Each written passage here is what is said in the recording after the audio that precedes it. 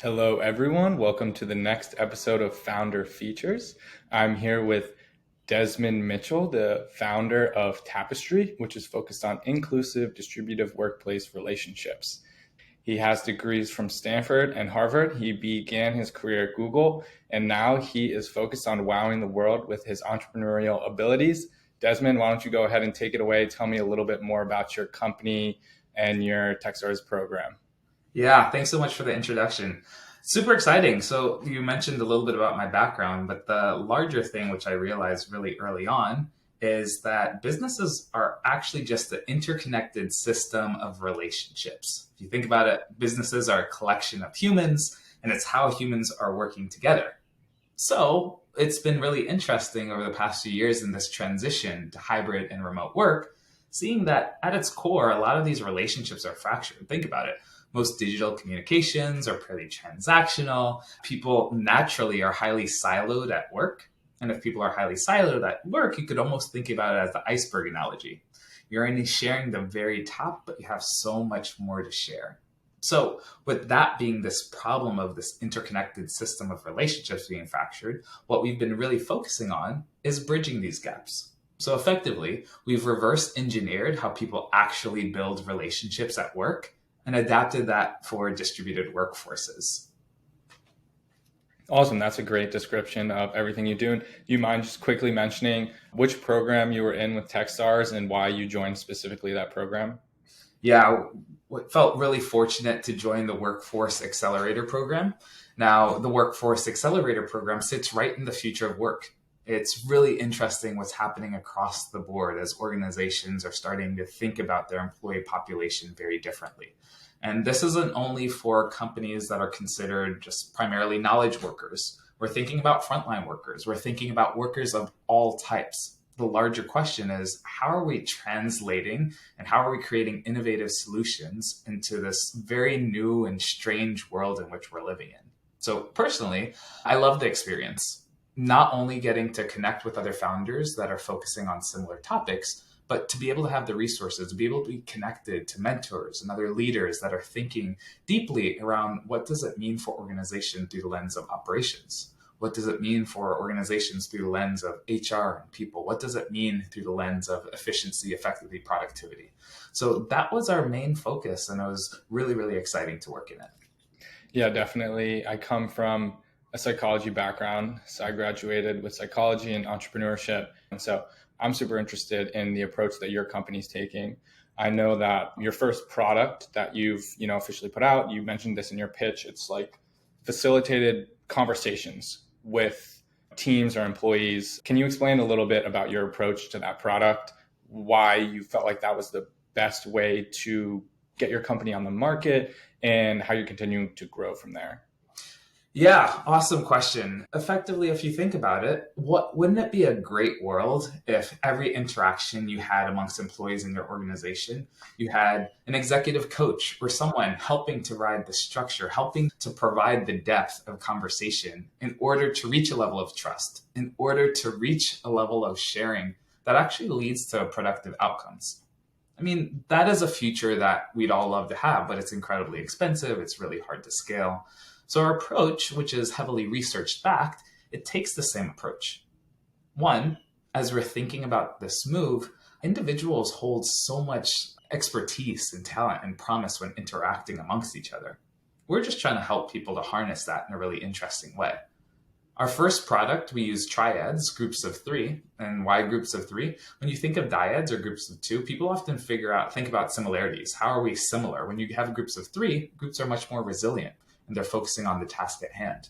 And then the second piece, if you actually think about how relationships are built in the workplace, there's a few different principles. The four principles, and think about your own experience. It's one, reflection. Oh, how was that all hands? You reflect on similar shared moments. The second is connectivity through vulnerability. Oh, that was challenging. You start sharing things around challenging. The third is being able to support each other or help each other. It's peer reciprocity. You help me, I help you. And the fourth is space sequencing. You see people time and time again. So if these are the four principles that actually built relationships in the workplace, why not adapt it into our communications? So we've done that through our platform, and what we're seeing is risk-taking, belonging, willingness to share at work, which is akin to productivity, increases by up to 40% as people engage. So going back to what you're talking about, we've built this platform to really emulate the valuable aspects of these synchronous or these water cooler moments, but put it in a way that's scalable. But not only scalable, we're able to capture data from each interaction to help employers get really rich insights on organizational health. And so you capture that data through video analyzation afterwards, or you're recording the conversations, or what's going on there? Yeah, we've probably over indexed on protecting the employee privacy. So we actually don't record any of the conversation as of now. But we do provide different employees using our own proprietary technology on a bunch of conversational analytics. What was like that in the moment? And then after each session, we give people the opportunity to share back what feels more relevant. And why? If we think about the employee insights, what's more valuable than a moment in time survey question? What's more valuable is people having a 10, 15-minute conversation around that and then sharing back much more nuanced. So the way in which we've built these interactions, we really focus on the intersection between employee collaboration, really thinking about how people are engaging together, as well as employee insights, kind of supporting both employees and employers alike. So it sounds like you've got a pretty solid idea of how you plan on analyzing and then helping employees build these more productive, inclusive relationships. But to rewind a little bit, I want to hear, because obviously it takes a lot to get to that point, and I want to hear, what was Tapestree prior to entering the Techstars program? How did the Techstars program help you get to the point of figuring out what your product's going to be and actually like what you're going to be measuring, how you're going to execute it, what the process was like? I kind of want to hear the summary of the start to finish of where you were and where you are now. Great question. So it's interesting thinking about the journey, and I think it's similar to a lot of other entrepreneurs' journey. We came into Techstars with a product fully built and a product that was driving some revenue. So post-product, post-revenue, really exciting. However, it's not only great to have a product that works. What's almost more important is making sure that the value proposition, the way in which you're speaking to it, the way in which you're aligning to employee needs, the closer that alignment, the more success. Now, when I think about my Techstars journey, it was all focused on that. How can we build the value proposition to the point where it's really meeting an enduring need of employers? And the whole goal, if we're trying to bridge these relationship gaps within organizations, we need to make sure people are seeing the relationship gaps and they're thinking about this. This is top of mind. So as I think about my Techstars journey, where Tapestree was, is we were trying to figure out our footing. What is the most effective language to use? If you think about what we're doing, we're taking a highly integrated approach to HR. There's some elements of employee engagement. There's some elements of employee insight. There's some elements of learning and development. And we look at all of this because we're leveraging relationships first as the ultimate driver of all of these things. However, that's still a relatively new concept. Where we have come is really refining this value proposition, refining how we're talking about it. Now we're able to get conversations with large companies, mid-sized companies in a much more effective and repeatable way. So we've really built in terms of our organizational structure and our go-to market that's enabling us to move where we are now, having really meaningful conversations, building a really robust pipeline, and continue to refining the data that we're drawing in from the platform to prove these hypotheses around the quality of relationships, the value of relationships, ultimately leading towards a more productive, efficient, and effective workforce. And why do you think those relationships between employees is so hard to get, like authentic, genuine relationships? Unfortunately, with a lot of organizations, there's a bit of an inherent distrust between employees and employers. And it's also the fact that the social contract between employees and employers is shifting really drastically. Employers realize that if employees don't feel included, valued, and respected, if they don't have growth opportunity, if their needs are being met, they're going to leave. And employers are seeing this as well. It's not only a retention, but it's a productivity problem. So when you're talking about these gaps, what often happened in the workplace is people were able to grab a huge piece of this community I think we often didn't give the credit to the community aspect that satisfied one of these human needs that happen in the workplace, in addition to the feeling of wanting to help others and being helped yourself. Now, as we've transitioned, it's really hard for people to just have that element of community. It's really hard for people to help others. It's really hard for people to be helped. It's a fundamental change in how we think about connecting with each other. And that's actually one of the huge reasons why we saw, as of 2021, there was $7.3 trillion in lost productivity. So when we're talking about this disconnect between employees and employers, it's just the nature has changed. On one side, flexible and remote work is here to stay, and people love a lot of the comforts around it. But the larger question is, if that is what employees want, how can we, in addition, make sure that they're building these relationships that actually help them to stay, that actually help them to meet these basic needs that people are looking for within their job? I watched your demo day pitch and the post interview questions. I'm curious, can you talk a little bit more in depthly about this transition from physical proximity to emotional proximity, how emotional proximity has gained relevance in this transition to more remote and hybrid workplaces, and how or if physical proximity is still necessary to a certain degree in association with that emotional proximity? Yeah, great question. So, starting at a high level, what do I mean by physical proximity and emotional proximity? Physical proximity makes a lot of sense. I think the thing that we took for granted within the workplace, a lot of things happen through osmosis. As you think about the culture of organizations, you're just around that. The culture is how people are interacting amongst each other, and you're seeing that on a regular basis. The physical proximity also relates to values. People would see values on a wall and engage with them much more often. Those things don't happen anymore. And we need to think about how we're replacing that. The emotional proximity is really thinking about close friends that you've had in the past. When you have close friends, there's all these unsaid things that don't need to be said. You're just able to communicate in a much more seamless way. That's the whole analogy. Let's say you're texting someone you don't know. There's so much that's lost in communication. So when we talk about working in a hybrid and remote work, it's that same thing. How do you build enough emotional connection that allows people to more seamlessly communicate? This is when we're talking about emotional proximity. Emotional proximity comes from the willingness. Do I feel comfortable sharing with you? Do I feel comfortable and not going to think that what I'm being said is being misconstrued? Am I feeling heard? Am I feeling like I could actively participate? But it's also to the point of culture and values. It's how are we interacting amongst each other? How are we engaging with the values of an organization?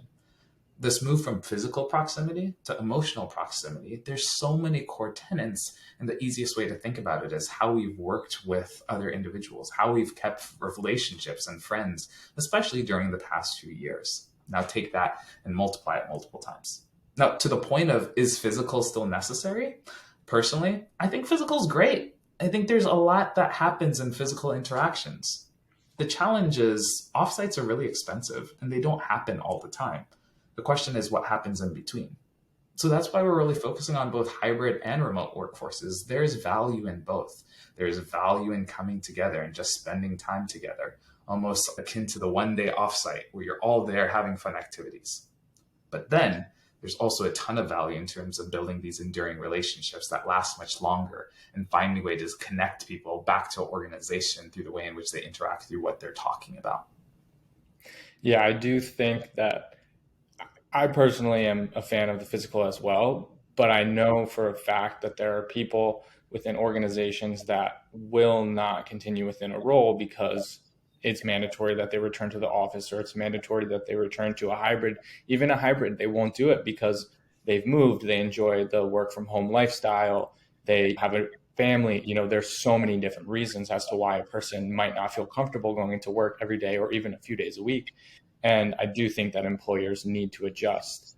And so with that in mind, moving forward, if employers are going to continue having to change the way that they approach employee relationships, video is obviously going to continue to be a thing, like Zoom conferences, Zoom meetings and everything. And I noticed that your approach utilizes video.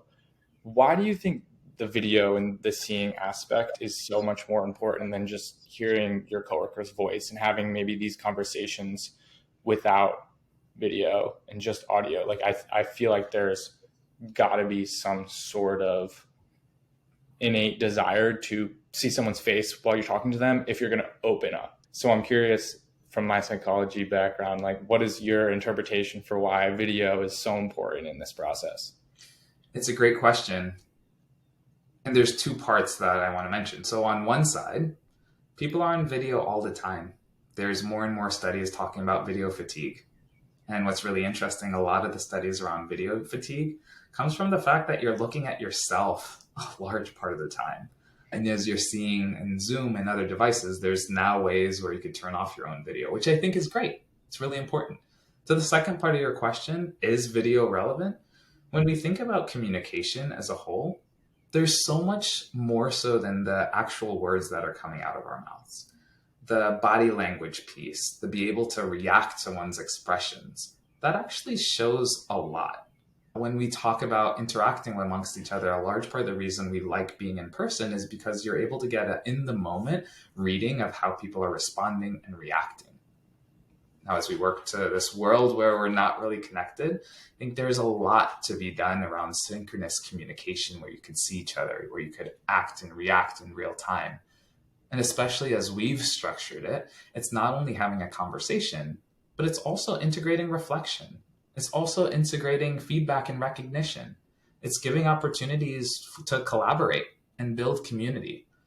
All of those are amplified, and you could do 2x, 3x, 4x more when you're able to actually see that person face to face. So when we're talking about voice is great. However, having the additional element and the additional cues that come from language that comes through video, super important.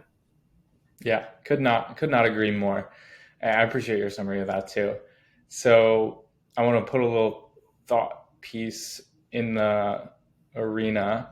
Let's say, my team wants to use Tapestree because we've decided we want to get to know each other and get really great emotional proximity.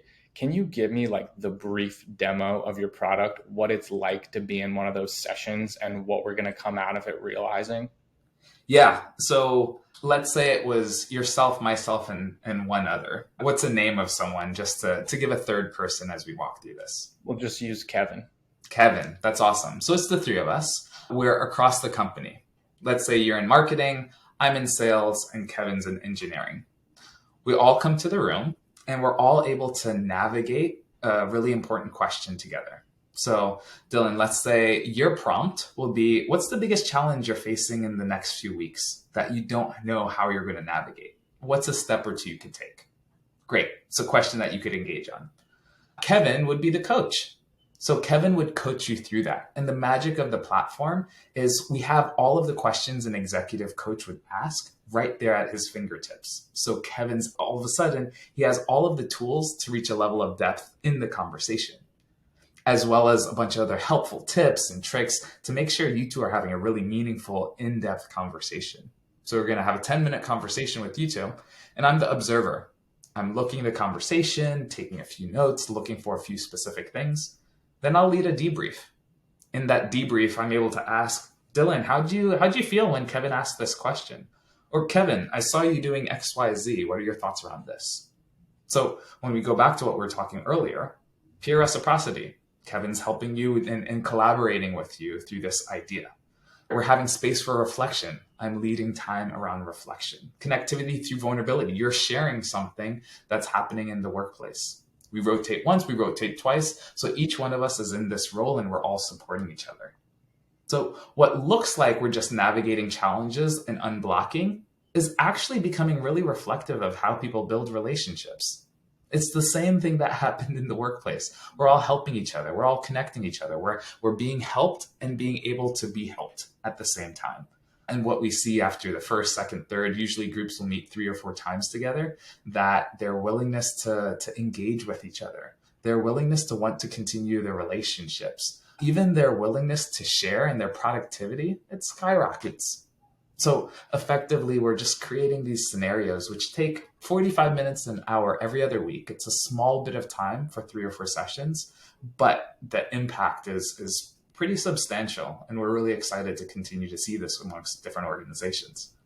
Yeah, I can imagine that repeat analysis probably super helpful in just getting, because I think the first time a lot of people might be a little bit nervous about opening up. And I'm not super nervous about opening up, but Kevin might be super nervous about opening up. And even Kevin seeing me or you, actually be a little bit more vulnerable, talk a little bit more honestly, and it helps people open up. So I can only imagine how much 2, 3, 4 repeated sessions might help just in building that relationship a little bit more. 100%. And if you think about it, introverts, extroverts, people that have a lot of experience or not, all of a sudden you have all of the tools there, which makes it really easy. And in addition, it's not only we're building relationships, think about it. We're building skills, how to be really effective coaches, leaders, managers. These interpersonal skills we don't get a chance to practice, we're practicing those skills. From the observer standpoint, they actually have the chance to think about, like, what do these conversations look like? And from the individual standpoint, you're actually on the other side of the table.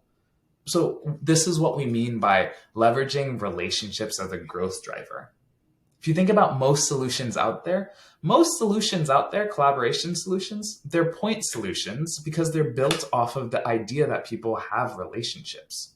In a world where they don't have relationships, we're actually building the foundation. I mean, if you think about the evolution of collaboration tools, you started with Slack and email, highly transactional, really useful. Then we moved over to the Lucid charts and Miros of the world. Transactional, but less so. And now we're entering into this new era where everything is based off of relationships. So we're jumping in this arena and really helping people build relationships the way in which people actually want to build relationships. So quick question for you. If you had to say top 3 tips or tricks for creating a solid relationship with your team or with your close employees, what would they be? Great question. So top 3 things. I think the first one is it requires some intentionality in creating space. And why I say that, especially in a hybrid world, we're moving so quickly that things need to get done. We have our objectives, priorities, and we often forget the human element of a lot of work. The human element, just asking people, like, what are the large challenges and how can I support you? It doesn't have to be super fluffy. I think when a lot of people think of making space, it's super, super fluffy. It doesn't have to be like that. It's creating the space for pure reciprocity. How are we helping each other? So that's 1. 2, it's really thinking about the nature of our conversations. When we have a lot of conversations are either geared to learning or growth, or a lot of conversations are really focused on validating different points. How can you be really mindful of getting people to engage aligned with ways that make sense for your team? So if you're all trying to learn, let's talk about how we could learn together as a whole. If we're all focusing on validation to make sure that we're all on a shared term or shared goals, let's make sure everyone has equal opportunity to do so. So 2. And then 3, thinking about who's interacting. There's a lot of research saying that in the office, people were interacting amongst their teams over 7 times a week or so. And now it's averaging around 2 times a week. Before, people were interacting with loose connections or people you wouldn't actively engage with several times a week. And now it's less than once a week. So a tip for managers is, how can you get people to engage that typically would not engage? We talk about knowledge sharing. We talk about knowledge management. By being intentional of bringing people together in different ways, that starts to build a lot of these gaps that still exist. So going back, being much simpler, it's 1, creating space. 2, being intentional around the topics or the ways in which people are interacting. And then 3, being really intentional in bringing people together that typically would not engage on a day-to-day basis. Awesome. I appreciate that summary at the end because there's a lot of important details in all 3 of those points, but to bring it home with just create the space, be intentional, I think it really lays a good groundwork for how people should approach those situations. Exactly. There are these simple things that we know, but it's simple things that we often forget about. And that's what we're trying to do. We're trying to re-emulate what's actually worked but then add on a technology layer where we're able to get the data, we're supporting conversations, we're driving towards a much, much higher likelihood of success with each interaction. So you're talking about building successful relationships within the workplace, but I want to hear from you. What are the biggest successes that Tapestree has seen? Yeah, the big milestones.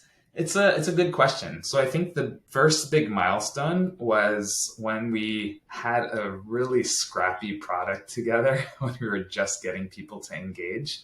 And the reality is that people were coming back being like, yeah, I really love the conversations. I'd really want to continue to engage with this person. I think it was this light bulb that, hey, these things that I used to do as a facilitator, that I used to do as a coach, that I used to do in leading DEI initiatives, this is something that people could take and harness on their own and move forward. So I think it was that first scrappy pilot worked well. The second aha moment was when we worked with a much larger organization. We were able to work with Guild Education, and we were able to work with them closely to get a lot of data around it, and seeing that the rate in which belonging grew, the rate in which inclusivity grew, the rate in which people's willingness to share, the extent in which that grew, that was another light bulb, which was absolutely awesome. And then the third one has kind of been part of this Techstar accelerator.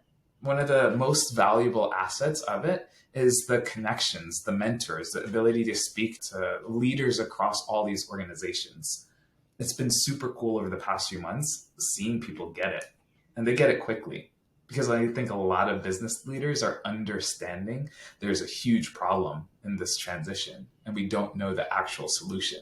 So seeing their excitement, seeing their faces, having them want to support us, this whole role reversal of trying to sell as opposed to people wanting to support, that's been an awesome milestone. Yeah, I love that you mentioned your scrappy MVP, if you will, because I love hearing the stories of like, yeah, we just, we put together basically the worst version of the product that if you looked at it today compared to where we are now, you'd be like, oh, completely different company, different founders. No way I would ever put something like that out. But you realize that that's where you get the validation. And then you can go and you can make it a little bit prettier and you can dive into the things that really stood out in that first initial aha light bulb moment. So I'm glad you mentioned that. And, that breaks down the story really well. Yeah. And so just last question that I have for you, and I'm glad you mentioned Techstars at the end too, is what would you say is the biggest insight that you took away from the Techstars Workforce Development Program? Yeah, biggest insight. Let me think about that for a moment. Of course. I think the biggest insight, I would say it's a fairly simple one, but it's hard to see outside of some of the challenges that come with a startup. For me in particular, I think there's been a lot of blinders on. You're wearing so many different hats: sales, marketing, product, all these things. There's this element of trying to validate your idea, and it's often close to validating yourself, which is a struggle at times. And the biggest insight is there are so many people that want to help you. Just the simple act of reaching out to people and knowing how to ask for help, which I think is a skill you could really build, but a hard skill that often isn't taught. The willingness to just reach out and ask people and have people engaged and to get people excited about this ultimate vision, like that is the core of actually building. And it's not only the core of building a product, it's the core of building community. It's the core of so many of these elements of our life that we do on a daily basis. So the big insight around Techstars, and Techstars facilitates this with mentors, with investors, with all others, is how are you best going to ask for help? How are you best going to get out of this tunnel vision, which is both necessary, but can also be limiting to actually drive this idea, this vision, this mission forward in meaningful ways? Yeah, and I think if there's one network of people who you'd want to be asking for help, it's probably the Techstars network.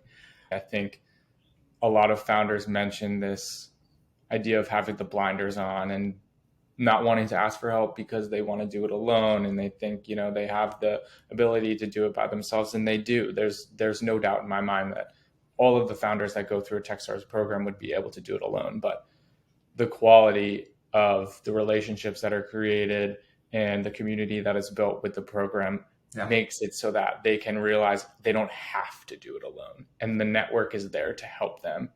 And once founders realize that, it's 10 times, it's a game changer. It is. I mean, the reality is, very simply said, growth is a team sport. Love it. That's it. Well, thank you a ton, Desmond. I really appreciated this conversation and taking the time to talk with me. Yeah, thank you for your time. It's been an absolute pleasure and super excited for where you're heading as well. Thanks so much.